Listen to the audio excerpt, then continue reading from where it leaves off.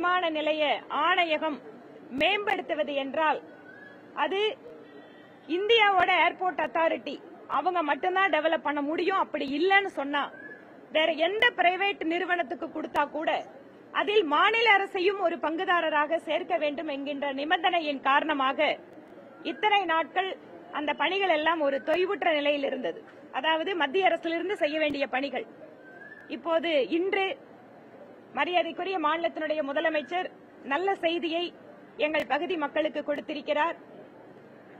எப்படி ஒரு விமான நிலைய விரிவாக்கத்திற்கு நிலங்களை கொடுக்கின்ற பொழுது மாநில அரசு எந்தவித நிபந்தனையும் இல்லாமல் அதை மத்திய அரசிடம் ஒப்படைக்க வேண்டும். அதற்கு பின்பாக மத்திய அரசு ஆயிரக்கணக்கான கோடிகளை செலவு செய்து அந்த விமான நிலையத்தை மேம்படுத்தும்.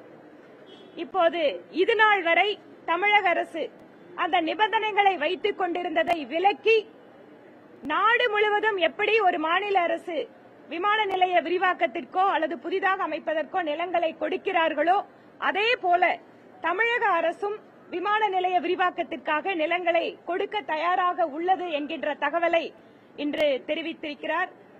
இது மிக நீண்ட வருடங்களாக எங்கள் பகுதியினுடைய பல்வேறு தரப்பு மக்கள், தொழில்துறையை சார்ந்தவர்கள், மாணவர்கள், சுற்றுலா பயணிகள், ஏனென்றால் நீலகிரி மாவட்டத்திற்கு வரக்கூடியவர்கள், ஈஷா மாதிரியான இடத்திற்கு வரக்கூடியவர்கள் எல்லாமே அந்த சுற்றுலாவும் இப்போது பெருகிக் கொண்டிருக்கிறது. இந்த வேளையில் இந்த ஒரு நல்ல செய்தியை, நல்ல முடிவினை எடுத்திருக்கின்ற மாநிலத்தினுடைய முதல்வர் திரு ஸ்டாலின் அவர்களுக்கும் தமிழக அரசுக்கும் இந்த நேரத்தில் எங்களுடைய நன்றிகளை தெரிவித்துக் கொள்கிறோம். இவை இல்லாமல் கடந்த 10 நாட்களுக்கு முன்பாகவே கோயம்புத்தூருக்கு ஒரு அரசு நிகழ்ச்சிக்கு வருகின்ற பொழுது அவரிடம் எங்கள் தொகுதி சார்ந்த சில அடிப்படை கட்டமைப்பு வசதிகளை பற்றி பேச வேண்டும் என நேரம் வேண்டும் என கேட்டிருந்தேன். அது இன்றுதான் அந்த நேரத்தை அவருடைய அலுவலகம் எங்களுக்கு கொடுத்தாங்க. எங்களோடு கோவை பகுதியைச் சேர்ந்த எங்கள் கட்சியினுடைய மாநில துணைத் தலைவர் பேராசிரியர் கனக சபாபதி அவர்களும் மாநிலத்தினுடைய செயலாளர் திருமதி சுமதி வெங்கடேஷ் அவர்களும் 3 பேரும் இன்று அவரை சந்தித்து பேசுகின்ற பொழுது கோவை பகுதிக்கு மாஸ்டர் பிளான் அது வெறும் மாவட்டத்தை உள்ளடக்கியதாக இல்லாமல் திருப்பூர், நீலகிரி, ஈரோடு இந்த மாதிரியான மாவட்டங்களையும் இணைத்து அந்த பகுதிக்கான மாஸ்டர் பிளானாக உருவாக்கப்பட வேண்டும் என்ற கோரிக்கையை நான் வச்சிருக்கேன். இது ஏற்கனவே அசெம்பிளியிலும் பேசியிருந்தேன். இவை இல்லாமல் இந்த அரசு பொறுப்பேற்றதற்கு பின்பாக இங்க எப்படி சென்னை பெருநகர வளர்ச்சி குழுமம் இருக்கிறதோ அந்த போல கோவை, மதுரைக்கெல்லாம் அறிவித்தார்கள். ஆனால் அந்த அறிவிப்பாகவே இருந்தது. இதுவரை அது செயலாக்கத்திற்கு வரவில்லை. அது உடனடியாக கவனிக்கிறேன் என மரியாதைக்குரிய முதலமைச்சர் தெரிவித்திருக்கிறார். இவை இல்லாமல் என்னுடைய தொகுதியிலே, ஏனென்றால் அது நகர்ப்புற பகுதியாக இருக்கின்றதால் வாகன அடுக்கங்கள், மல்டி லெவல் கார் பார்க்கிங் அமைக்கணும். அதே போல நொய்யல் நதியிலே கார்ப்பரேஷன்ல இருந்து கழிவுகள் சுத்தப்படுத்தப்படாமல், அதை சுத்திகரிக்காமல் அப்படியே நேரடியாக விடுகின்ற ஒரு சில இடங்களை எல்லாம் குறிப்பிட்டு இதை உடனடியாக கவனிக்க வேண்டும், நீர்நிலைகளை எல்லாம் பார்க்க வேண்டும் சொல்லியிருக்கேன். இவை இல்லாமல் குடிசை மாற்று வாரியத்தில் கட்டப்படக்கூடிய வீடுகள் காலதாமதமாகிறதால் சிஎம்சி காலனி, இந்த வெரைட்டி ஹால் ரோடு காலனி எல்லாமே லேட் ஆயிட்டு இருக்கு. அதெல்லாம் உடனடியா விரைந்து முடித்து கொடுக்கணும் அப்படிங்கிற கோரிக்கையும் அவர்கிட்ட கொடுத்திருக்கோம். அந்த கோரிக்கைகளோட மனுவை நான் என்னோட சோசியல் மீடியா ஹேண்டல்ல ஷேர் பண்றேன். நீங்க அதை எடுத்துக்கலாம். சந்திப்பு ஆக்கப்பூர்வமான முறையில் இருந்தது.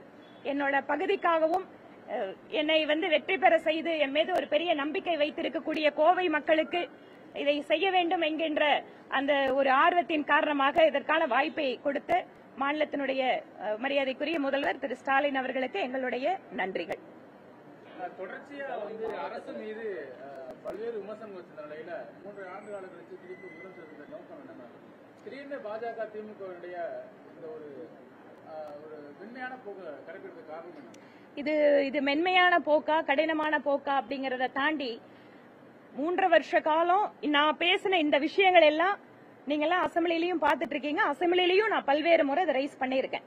ஆனால் விமான நிலையத்தினோட இந்த பணிகள் என்பதை நான் அவரிடம் அது நேரடியாக தெரிவித்து இதில் என்ன ஒரு பாலிசியில சிக்கல் இருக்கு, ஏனென்றால் நான் இதற்காக மத்திய அரசாங்கத்திடம் பேசுகின்ற பொழுது மாநிலத்திற்கு தகுந்த மாதிரி கொள்கை முடிவுகளை மாற்ற முடியாது. ஏனென்றால் நிலத்தை எடுத்துக் கொடுக்கின்ற மாநில அரசு அவர்களுக்கென்று கோரிக்கைகள் வருகின்ற பொழுது அதை ஒரு நேஷனல் பாலிசி மூலமா தான் டிசைட் பண்ண முடியும். அதனால் மத்திய அரசு அந்த தகவல்களை தெரிந்து கொண்டு அதை அவரிடம் நேரில் சொல்ல வேண்டும் என்பதற்காக தான் அவர் கடந்த முறை வந்த போது கேட்டேன். அவருக்கு நேரில் வாங்கன்னு சொன்னாரு. கூடவே இந்த மத்த விஷயங்களை நான் சொன்னது எல்லாமே ஏற்கனவே பலமுறை நான் அசெம்பிளியில பேசினதான். ஆனால் இன்று விமான நிலைய விரிவாக்கம் தொடர்பாக வருகின்ற பொழுது அதையும் சேர்த்து அவருடைய கவனத்திற்கு, தனிப்பட்ட கவனத்திற்கு எடுத்து சென்று அதை விரைவாக நிறைவேற்ற வேண்டும் என்பதுதான் எங்களுடைய நோக்கம். அதனால நீங்களும் சொன்ன மாதிரி திமுக பாஜக இந்த உறவு, மத்திய அமைச்சர் வந்த விழாவுக்கு வந்தது, அதை ஒட்டி எல்லாம் நிறைய போயிட்டு இருக்கு. நான் அந்த கதைகளுக்குள்ளெல்லாம் போக வரல. நாங்கள் எப்போதுமே ஒரு ஆக்கப்பூர்வமான எதிர்க்கட்சியாக மக்களுக்கு என்ன தேவைகள் இருக்கிறதோ, அவர்கள் பிரச்சனை இருக்கிறதோ அதை அரசாங்கத்தினுடைய கவனத்திற்கு எடுத்து செல்லக்கூடிய மக்கள் பிரதிநிதிகளாக எங்கள் பணிகளை எப்போதும் செய்து கொண்டிருக்கிறோம். அதனால இதுல நீங்க வேற விஷயத்தெல்லாம் சேர்த்துட்டீங்கன்னா அது உங்களோட கற்பனை. கோவை மாவட்டத்தில் மெட்ரோ ட்ரெயினுக்கான திட்டமும் அதுக்கான நிதி ஒதுக்கீடு முதலமைச்சர் பேச எதிர்பார்த்தாரு. அது வந்ததுன்னா உங்க தொகுதி உட்பட அந்த மாவட்டத்துக்கு இல்ல, நான் அதுவும் என்னோட கோரிக்கையில கொடுத்திருக்கேன். கோவை மெட்ரோவுக்கு நம்ம கவர்மெண்ட்ல இருந்து போட்டிருக்கிற டிபிஆர் டீடைல் ப்ராஜெக்ட் ரிப்போர்ட்ல ஒரு சில ஃபிளாஸ் இருக்கு. ஏன்னா நேத்து வந்து அதை சென்ட்ரல் கவர்மெண்ட்ல கொடுத்திருக்காங்க. இதெல்லாம் சரி பண்ணி கொடுங்க அப்படின்னு சொல்லியிருக்காங்க. ஸ்டேட் கவர்மெண்ட் வந்து எங்கெங்கெல்லாம் அந்த ரூல்ஸ்ல வந்து அந்த திட்டத்தினுடைய மதிப்பீடுகள்ல எங்க மாற்றங்கள் செய்ய வேண்டி இருக்கோ அந்த மாற்றங்களை செஞ்சு கொடுத்தாங்கன்னு சொன்னா நிச்சயமாக இதற்காக மத்திய அரசிடம் பேசுவதற்கு நாங்கள் தயாராக இருக்கிறோம். இதை இல்லாமல் இன்று வந்து நடந்த கூட்டத்துல சென்னை மெட்ரோவை பத்தி கூட சொன்னாங்க. சென்னை மெட்ரோவில் என்ன மாதிரி டிஃபிகல்ட்டி இருக்கு, சென்ட்ரல் கவர்மெண்டோட ஃபண்டிங் வந்து வராது கூடிய அந்த சிக்கலை சொன்னாங்க. அதற்கும் பாரதிய ஜனதா கட்சியின் சார்பில் தமிழகத்தினுடைய நலனுக்காக, தமிழகத்தினுடைய திட்டங்களுக்காக என்னவெல்லாம் முயற்சிகள் நாங்கள் மேற்கொள்ள வேண்டுமோ அதை நிச்சயமாக மேற்கொள்கிறோம் என்பதையும் அவரிடம் கூறியிருக்கிறேன். செம்மொழி பூங்கா வந்து முன்னாடி அறிவிச்சிருந்தாங்க. அதனோட பணிகள் தொடங்காம இருந்தது. அதனோட துவக்க விழா நடந்திருக்கு. ஆனா கூட மத்திய சிறைச்சாலையை இடமாற்றம் பண்ண வேண்டி இருக்கு. அந்த பணிகள் எல்லாம் பெண்டிங் இருக்கு. இது இல்லாம கூட நான் சொன்ன கோயம்புத்தூர்ல ரோடுகளுக்காக 200 கோடி கொடுத்தீங்க. ஆனா அது வந்து நிறைய ஏரியா உள்ள கார்பரேஷன்ல வந்ததுனால அந்த 200 கோடியில ஏன் தொகுதிக்கு ஒன்னும் ரோடு போட முடியல, கஷ்டமா இருக்கு. இன்னும் கொஞ்சம் பணம் கொடுங்கன்னு கேட்டிருக்கேன். மத்திய அரசு யுபிஎஸ்சி மூலமாக ஐஏஎஸ் அதிகாரிகளை தேர்வு செய்வதில் மத்திய அரசு பல மாற்றங்களை கொண்டு வந்திருக்கு. இதுக்கு கடுமையா வந்து திமுக உள்ளிட்ட கூட்டணி கட்சிகள் தெரிவிச்சிருக்காங்க. இடஒதுக்கீடுக்கான அபாயம் இதுல ஏற்படும் அப்படின்றாங்க. குறிப்பா வந்து ஆர்எஸ்எஸ் பின்புலம் இருக்கக்கூடியவர்கள் இதுல வந்து உள்ள நுழைவதற்கான வேலை அப்படின்னு சொல்லிட்டு இங்க கடுமையான எதிர்ப்பு வருது. ரெண்டு விஷயம் கேக்குறீங்க. யூபிஎஸ்சி பொறுத்த வரைக்கும் அது வந்து அரசியலமைப்பு சட்டத்தால ஒரு அங்கீகரிக்கப்பட்ட ஒரு பாடி. அதுல எந்தவித காம்ப்ரமைஸ் பண்றதுக்கு யாருக்கும் எந்த ஒரு அதிகாரமும் கிடையாது. அதனால யூபிஎஸ்சி பொறுத்த வரைக்கும் அது வழக்கம் போல செயல்படும். அந்த வழக்கம் போல அந்த ரெக்ரூட்மெண்ட் நடக்கும். அதுல வரக்கூடிய ரிசர்வேஷன் சிஸ்டம் எல்லாத்துக்கும் இருக்கும். ஆனால் இவை இல்லாமல் நீங்க வந்து